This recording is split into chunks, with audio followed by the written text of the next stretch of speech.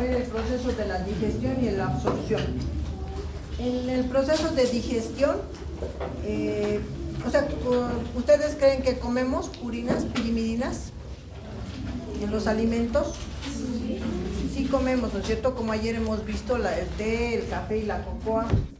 Aparte, cuando comemos carne también estamos comiendo los ácidos nucleicos. Entonces, pero el cuerpo, en este caso, el cuerpo no va a utilizar las bases nitrogenadas, ¿no? Entonces el organismo no utiliza las bases nitrogenadas de la dieta. ¿Ya? Es decir, como las bases nitrogenadas forman parte de la información genética, el cuerpo no usa de la dieta, no utiliza. Lo que hace el cuerpo es simplemente sintetizar sus propias bases nitrogenadas. Pero a pesar de eso tenemos un proceso de digestión y absorción. Entonces, cuando consumimos ácidos nucleicos en la dieta, estos van a pasar por procesos de digestión, es decir, que se van a formar a partir de los ácidos nucleicos, que son polinucleótidos, se van a formar oligonucleótidos. Estos se van a dar por las enzimas, las nucleasas. Las nucleasas, que pueden ser de dos, las desoxirribonucleasas y las ribonucleasas nada más. Las desoxirribonucleasas van a degradar al DNA y las ribonucleasas van a degradar al RNA. Luego los oligonucleótidos, imagínense que los ácidos nucleicos son así, están más largos. Gracias a las nucleasas se forman fragmentos más pequeños, más cortos. Y estos oligonucleótidos van a formar los nucleótidos, que son las bases, la unidad básica de los ácidos nucleicos, los nucleótidos. Estos nucleótidos van a formarse por fosfodiesterasas. Fosfodiesterasas. Estas fosfodiesterasas, ¿qué enlace rompen? ¿Qué enlace rompen? Fosfodiéster, muy bien. Entonces, de esa manera se van a formar los nucleótidos, ¿sí? Los nucleótidos libres. ¿Cómo estaba formado un nucleótido? Grupo fosfato. Exacto. Su base nitrogenada, su pentosa, que es su ribosa, ¿no es cierto? Otro azúcar, y más su grupo fosfato. Ese es un nucleótido. Entonces, una vez que ya tenemos un nucleótido, aquí van a venir otras enzimas para formar nucleósidos. Los nucleósidos están formados por base nitrogenada más la ribosa. En este caso, entonces, ¿qué han perdido? Un grupo fosfato, ¿no es cierto? Entonces, las enzimas que vienen a digerir son las denominadas fosfatasas, porque liberan el grupo fosfato, o también se llaman nucleotidasas. Nucleotidasas. Luego los nucleósidos siguen teniendo base nitrogenada y ribosa. Entonces liberan finalmente la base nitrogenada y por otro lado la ribosa. Entonces aquí intervienen las enzimas glucosidasas, que son las que van a romper van a liberar a este azúcar, las glucosidasas. Van a romper ese enlace N-glucosídico que les decía, glucosidasas, o también llamadas nucleosidasas. Entonces, en nuestro cuerpo tenemos esas, las que están en rojo, todas las enzimas, ¿ya? Las nucleasas, las fosfodiesterasas, las fosfatasas o nucleotidasas y las glucosidasas o nucleosidasas.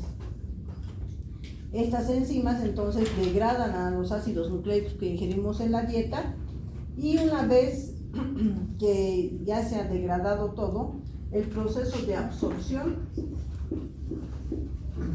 absorción se da por simple difusión o por difusión simple. Entonces, se absorben por simple difusión, ¿no? Por difusión simple. Ese es el proceso entonces de digestión y absorción, ¿sí? Están las enzimas y están el proceso de absorción. Ahora, en el proceso de síntesis de las bases nitrogenadas tenemos dos tipos de síntesis, la de novo y las reacciones de salvamiento. La de novo, hemos dicho que el cuerpo sí o sí necesita hacer sus propias bases nitrogenadas, ¿no es cierto? Entonces, por eso requiere un proceso inicial de cero. Entonces, en ese proceso van a intervenir ciertos componentes. Y aquí es importante porque esto quizás les pregunten también en el examen. ¿Qué compuestos sintetizan o ayudan al proceso de síntesis de las purinas? Si recordamos la estructura química, era una estructura cíclica, ¿no es cierto?, que estaba formada por dos ciclos, ¿no es cierto?, y que tenía básicamente dos ciclos y tenía sus nitrógenos intercalados con los carbonos. Entonces, en este proceso de síntesis va a requerirse, por ejemplo, si enumeramos las posiciones, vendría a ser esta la 1, esta sería la posición 1, esta la 2, la 3, la 4, la 5, esta sería la 6, esta sería la posición 7, 8 y esta sería la posición 9. ¿Sí? Entonces, la posición 4, 5 y 7, estos tres nitrógenos y carbonos, van a ser sintetizados por la glicina, ¿ya? Por la glicina. Estos dos, la posición 3 y 9, van a ser sintetizados por la glutamina. Glutamina, que es el aminoácido que transporta amoníaco, ¿no es cierto? Estas posiciones, la 2 y la 8, van a ser sintetizados por el tetrahidrofolato. El tetrahidrofolato es la forma activa de qué vitamina? ¿Del ácido fólico? Exacto, del ácido fólico. Es decir, que para este proceso se requiere el ácido fólico. La posición 1 va a ser dada por el aspartato. Y el último compuesto, que es la posición 6, el CO2, y este CO2 va a venir del bicarbonato. ¿Sí? Entonces, estos son los compuestos que van a intervenir.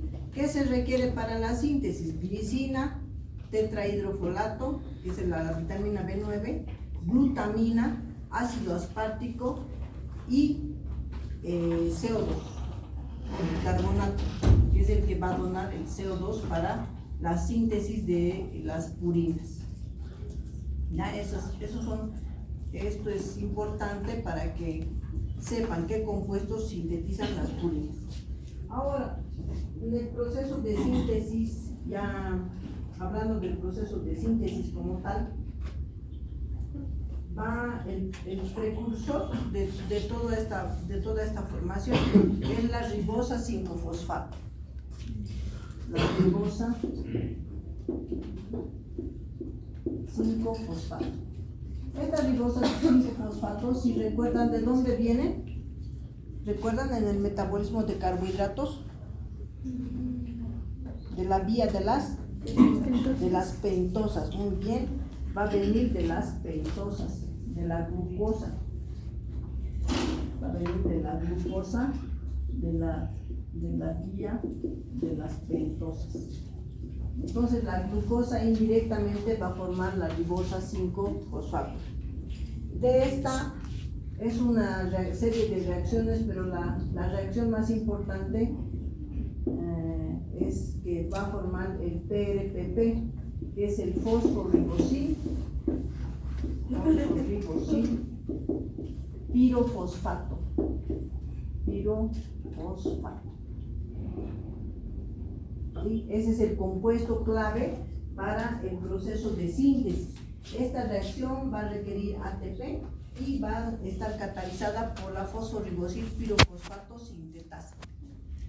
Aquí está la PRPP sintasa. Y va a requerir una molécula de ATP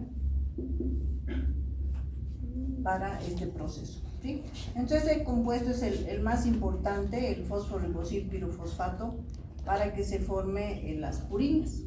Una vez que se ha formado existen varias reacciones que no son tan importantes, pero lo que sí tenemos que saber es que se forma un precursor que es el IMP. El IMP es el inosin monofosfato, ¿ya? El inosin monofosfato, inosin monofosfato. Este IMP es el precursor de los dos nucleósidos monofosfatados, que es el AMP y el GMP. AMP y GMP. Y a su vez, este AMP y GMP, por reacciones de fosforilación, se van a convertir en ADP y finalmente en ATP. De igual forma, el GMP se va a convertir en GDP y en GTP. En estas reacciones, ustedes saben que es importante la acción del ATP. El ATP va a donar ese grupo fosfato para que se fosforile.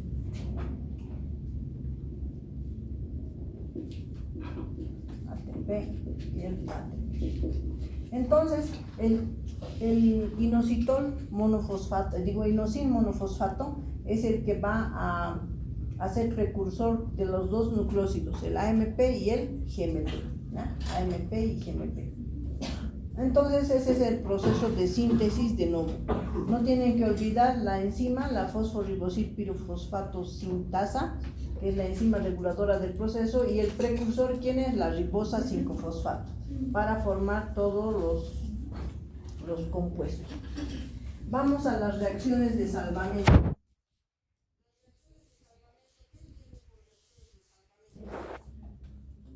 ¿Qué será? ¿Qué nos dice la palabra? En estas reacciones de salvamento se recupera del producto de degradación de los nucleósidos, se recuperan los nucleósidos monofosfatados, ¿ya? Se van a recuperar, es decir, que no se degrada por completo, se tiene que salvar el producto que se está degradando. Entonces, por eso se llaman reacciones de salvamento. Entonces, ahora sí puedo borrar, ¿verdad? Sí. Entonces, vamos a hablar de las tres reacciones.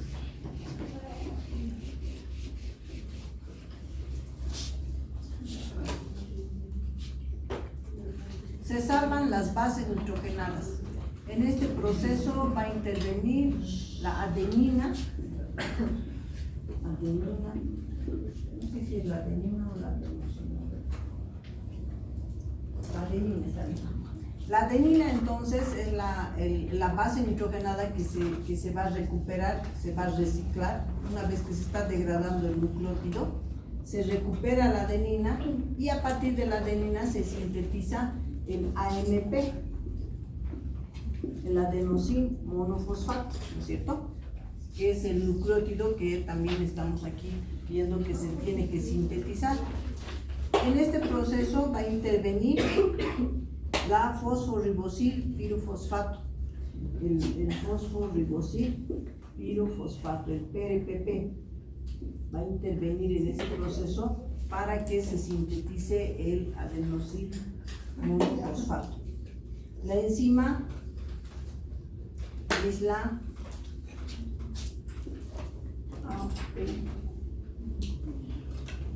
APDPasa.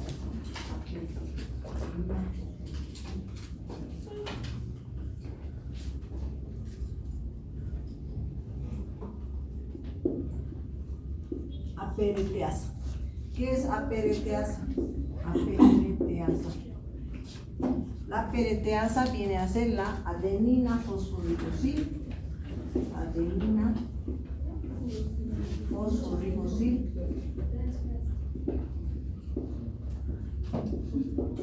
transferasa. Entonces, en este proceso, la adenina se va a recuperar con se va a hacer la base recuperada y que se va a unir al fosforibosil pirofosfato para formar el adenosin monofosfato. Gracias a la enzima adenosin fosforibosil transferasa. Ya es la PRTasa. La segunda reacción de salvamento es a partir de la hipoxantina. De la hipoxantina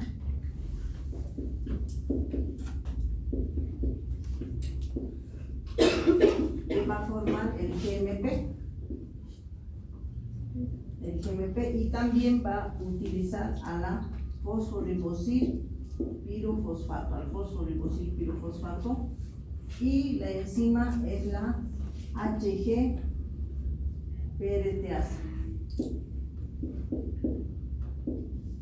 que es la hipoxantina guanina fosforibosil transferasa.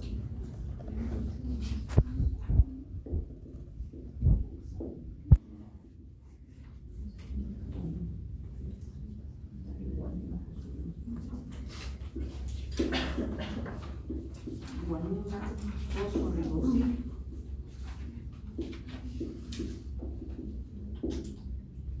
transferasa. ¿Y por qué es hipoxantina guanina? ¿Dónde está la guanina? Está en la tercera reacción, donde la guanina va a formar también el GMP y también va a sintetizar, va a requerir del PRPP, del fosforibosil pirofosfato, y también esta enzima es la que va a estar involucrada. Es decir, que esta enzima, la hipoxantina guanina fosforibosil transferasa, cataliza las dos reacciones. Entonces esas son las reacciones de salvamento, de adenina a AMP, de hipoxantina a GMP y de guanina a GMP también. ¿Ya? Esas son las tres reacciones de salvamento.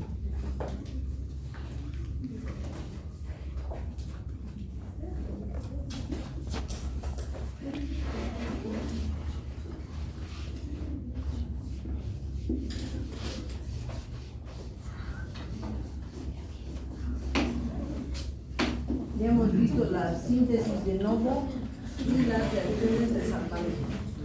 El proceso de regulación básicamente se da regulando al IMP. Bueno, hemos dicho que la ribosa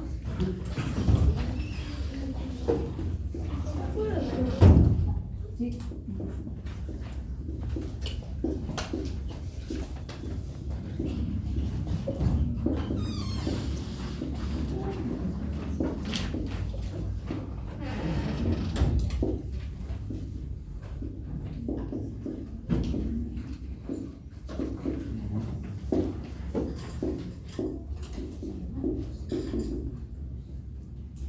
El proceso de regulación básicamente está por la enzima reguladora, que es la fosforibosil pirofosfato sintasa. Esta va a estar inhibida por el AMP y por el GMP. Estos dos pueden inhibir a la enzima, o también puede inhibir el GDP. También puede inhibir a la enzima. Ya, ese es el proceso de regulación. Entonces, ¿quién regula qué enzima? La fosforibosil pirofosfato sintasa. Gracias a esa regulación, retroalimentación negativa por el AMP y por el GDP. El GDP, GMP y ADP. Pues los dos compuestos van a regular o van a inhibir su propia síntesis. Esa es la regulación. Vamos a la síntesis de las pirimidinas.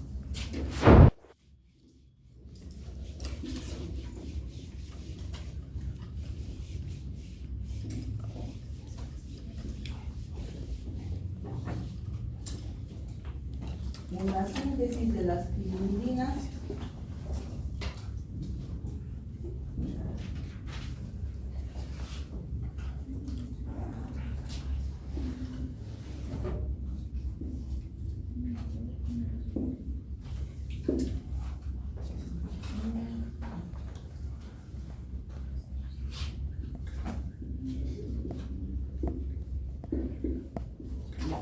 esa es la pirimidina, y al igual que las purinas, existen ciertos compuestos importantes para el proceso de síntesis.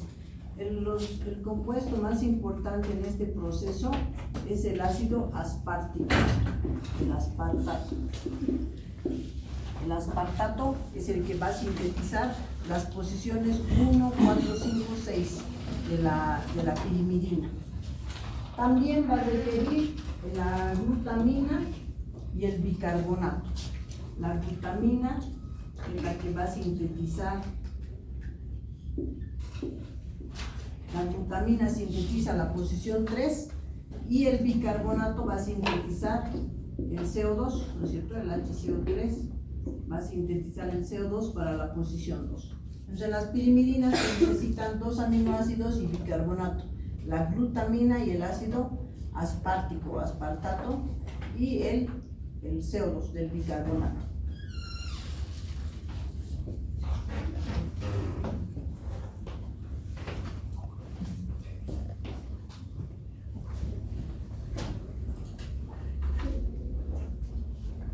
En el proceso de síntesis,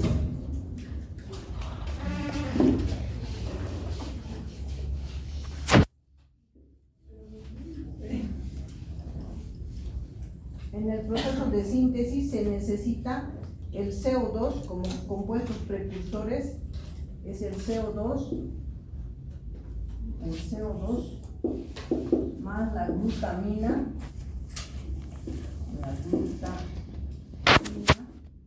y ATP. Esta vía va a formar el carbamoil fosfato, que es las mismas reacciones que la urea, ¿no es cierto? Al principio es casi semejante. Entonces forma el carbamoil fosfato, y las primeras reacciones son similares a las de la urea. Este proceso por la carbamoil fosfato sintetasa, que es parecida a la de la urea. Carbamoil fosfato sintetasa, y va a pasar por una serie de reacciones hasta formar el ácido, el OMP. Entonces, la diferencia en las purinas era el IMP, ¿se acuerdan? Y aquí se forma el OMP, que es el ácido orótico, es orotilín monofosfato. Ese es el ácido OMP. Y a partir del OMP se van a sintetizar dos compuestos importantes, que son, es el UMP y el UDP.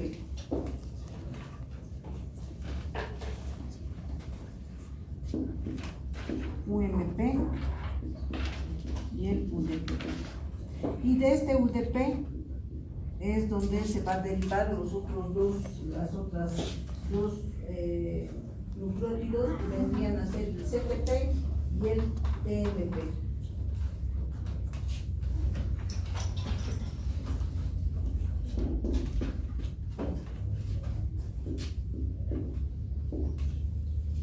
Entonces, de esa manera se van a formar los nucleótidos de pirimidinas, ¿no es cierto? Que son del uracilo, de la citidina, o de la citosina y de la timidina. Entonces, ese es el proceso de síntesis. La enzima reguladora, la carbamoil fosfato sintasa. Hemos hablado de la síntesis. Ahora vamos a hablar del proceso de catabolismo. el proceso de catabolismo, el más importante es de las purinas, ¿ya? El proceso catabólico es más importante de las purinas. Esta sí es pregunta clásica del examen. ¿Cuál es el producto de catabolismo de las purinas? El ácido úrico, ¿ya? Entonces, hay una vía que es la adenina. La adenina se va a degradar y va a formar la inosina,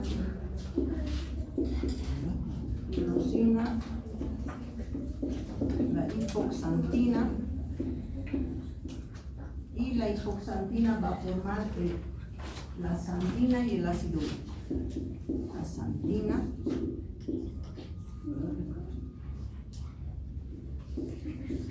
el ácido úrico. Por el otro lado va a estar la guanosina,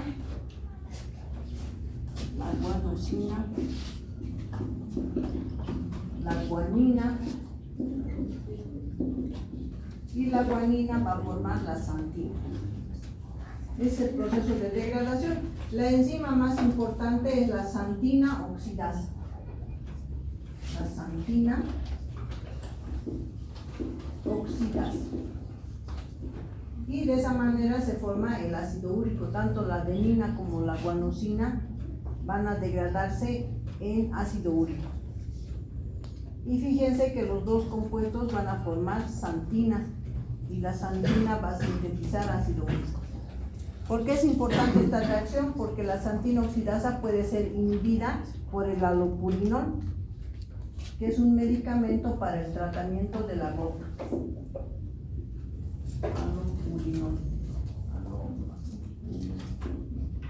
El allopurinol es un medicamento para tratar la gota. Entonces, en la gota lo que existe es aumento del ácido úrico. Para evitar la síntesis de ácido úrico, se le da allopurinol. ¿Y qué hace el allopurinol? Inhibe a la xantina oxidasa. Y si la inhibe, entonces ya no se forma ácido úrico. Entonces, esa es la importancia del producto de degradación de las purinas.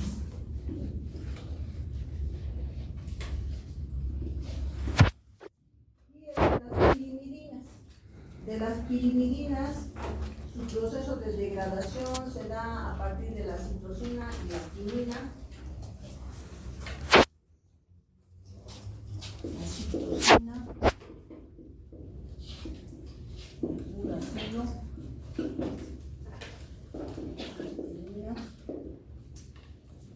estos dos compuestos van a estar sometidos a la reacción de una enzima que es la dihidropirimidina deshidrogenasa.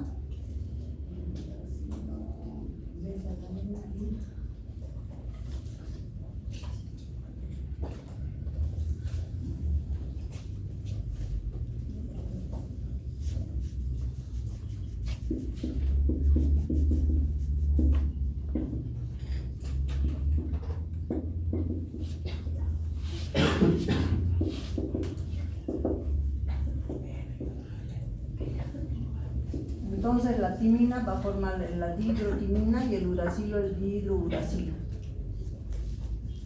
Y estas dos reacciones van a ser catalizadas por la dihidropirimidina deshidrogenasa. Una vez que se ha formado, estos,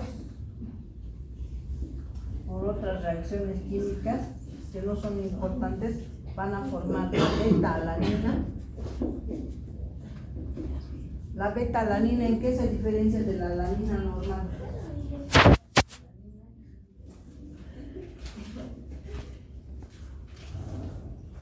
La beta-alanina y el amino isobutirato.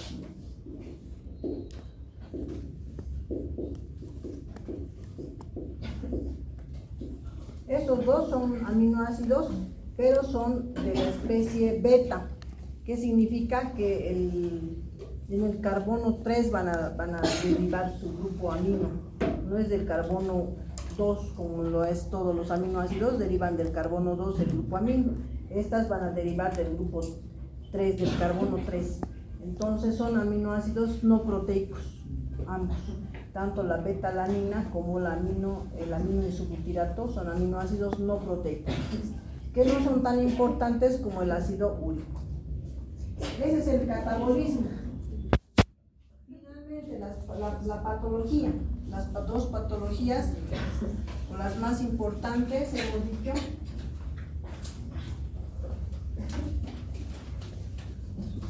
Las patologías asociadas entonces vienen a ser la gota.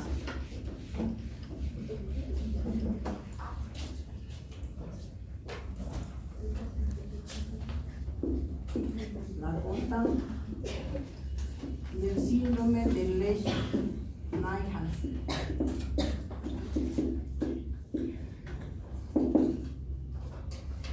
La gota es un proceso de hiperuricemia, es una patología en donde hay un aumento del ácido úrico,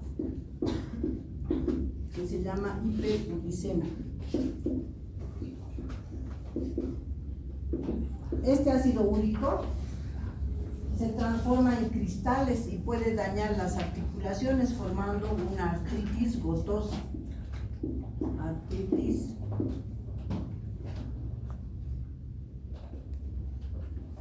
gotosa.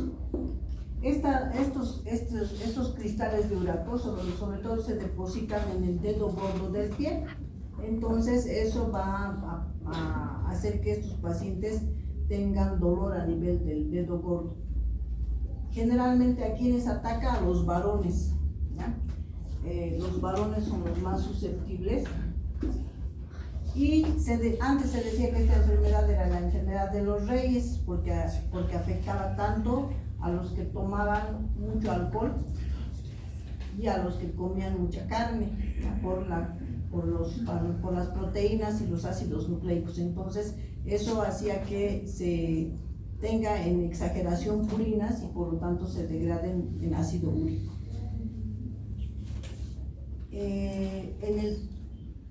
No sé si hay alguna enzima. Puede estar asociada a la déficit de la fosforibosil pirofosfato sintasa. ¿Qué hacía esta enzima? ¿Se acuerdan?